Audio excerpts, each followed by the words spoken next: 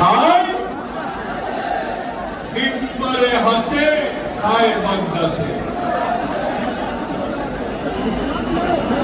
আজকের সভার সংগ্রামী সভাপতি, জাতীয়তাবাদী ছাত্র দলের সংগ্রামী সভাপতি, ছাত্র নেতা রকিবুল ইসলাম রাকিব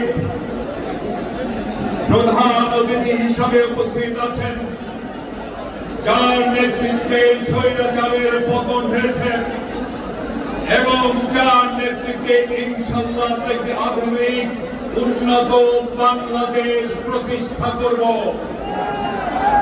বিএনপির ভারপ্রাপ্ত চেয়ারম্যান জননেতা জনাব তারেক রহমান উপস্থিত আছেন, বিএনপির বারবার কারা নির্যাতিত সংগ্রামী মহাসচিব জননেতা জনাব মির্জা ফখরুল ইসলাম আলমগীর উপস্থিত, ছাত্র দলের সাবেক নেতৃবৃন্দ, বর্তমান নেতৃবৃন্দ উপস্থিত, ভাই এবং বোনেরা, সাংবাদিক ভাই এবং বোনেরা, ভাই আমার, এই যে আমরা এখানে যারা আছি, আপনারা যারা এখানে আছেন, সবাই জেল খেটেছেন, সবাই মামলা খেয়েছেন,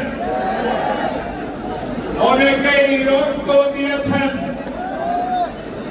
আমাদের অনেকেই সাজা খেটেছেন। আমাদের নেত্রী, দেশ নেত্রী বেগম খালেদা জিয়াকে মিথ্যা মামলায় সাজা দিয়ে বছরের পর বছর কারাগারে রাখা হয়েছে। আমাদের নেতা জনাব ভারপ্রাপ্ত চেয়ারম্যান জননেতা জনাব তারেক রহমানকে মিথ্যা মামলায় সাজা দেওয়া হয়েছে। ওনার স্ত্রী যিনি রাজনীতি করেন না, তাকে পর্যন্ত সাজা দেওয়া হয়েছে।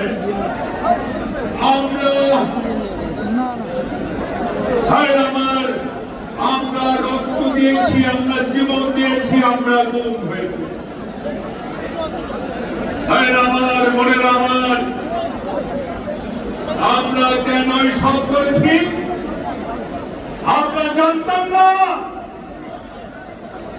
শেখ হাসিনা কবে পালিয়ে যাবে, তবে আমরা একটা জিনিস জানতাম, আমরা আমাদের মধ্যে একটা বিশ্বাস ছিল, অন্যায়ের বিরুদ্ধে ন্যায়ের লড়াইয়ে একদিন না একদিন ন্যায়ের বিজয় হবে। মিথ্যার বিরুদ্ধে সত্যের লড়াইয়ে একদিন না একদিন সত্যের বিজয় হবে। পৃথিবীর বুকে কোন স্বৈরাচার কোনদিন দীর্ঘ সময় টিকে থাকতে পারে নাই। একদিন না একদিন শেখ হাসিনাকে বিদায় নিতেই হবে, এই বিশ্বাস আমাদের মধ্যে ছিল। সেই বিশ্বাসের জয় হয়েছে, হাসিনা পালিয়ে গেছে। আজকে এখানে লাখো লাখো জনতা,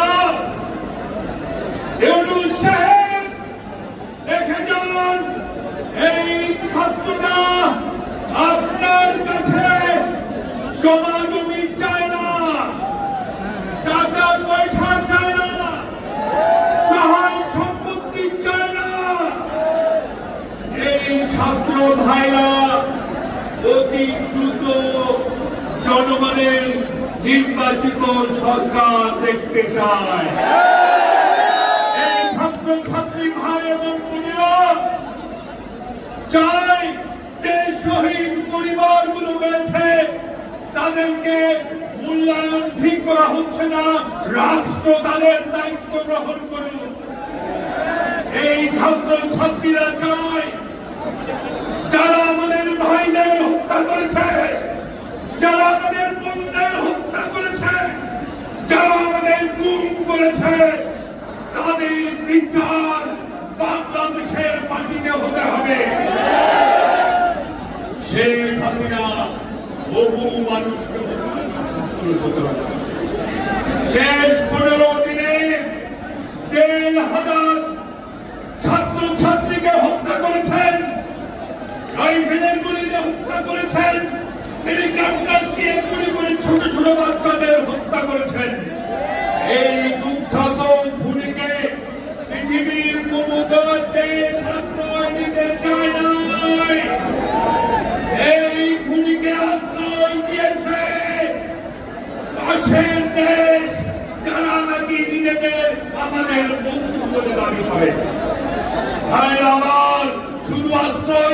ক্ষান্ত হয় নাই। ওই খুনির মাধ্যমে এই বাংলাদেশে অস্থিরতা সৃষ্টি করছেন, এমনকি ট্রেনিং পর্যন্ত চালাচ্ছেন। আমি ইউনূস সাহেবকে বলতে চাই, ইউনূস সাহেব 7 থেকে আর কয় মাস ক্ষমতায় আছেন, অল্প কয় মাস ক্ষমতায় আছেন, সিনা টান করে ক্ষমতায় থাকুন, কাপুরুষের মতো ক্ষমতায় থাকবেন না। যারা বাংলাদেশে অস্থিরতা সৃষ্টি করতে চায়, বাংলাদেশের বিশৃঙ্খলাকারীদের আশ্রয় দিয়ে তাদের বিরুদ্ধে জাতিসংঘে অভিযোগ উপস্থাপন করুন এবং ওদের জানিয়ে দিন বাংলাদেশ কিন্তু আলোচনার টেবিলে স্বাধীন হয় নাই। বাংলাদেশের কিন্তু কালো বন্যায় স্বাধীন হয় নাই। এই বাংলাদেশ শহীদ জিয়ার ঘোষণার মাধ্যমে লড়াই করে স্বাধীন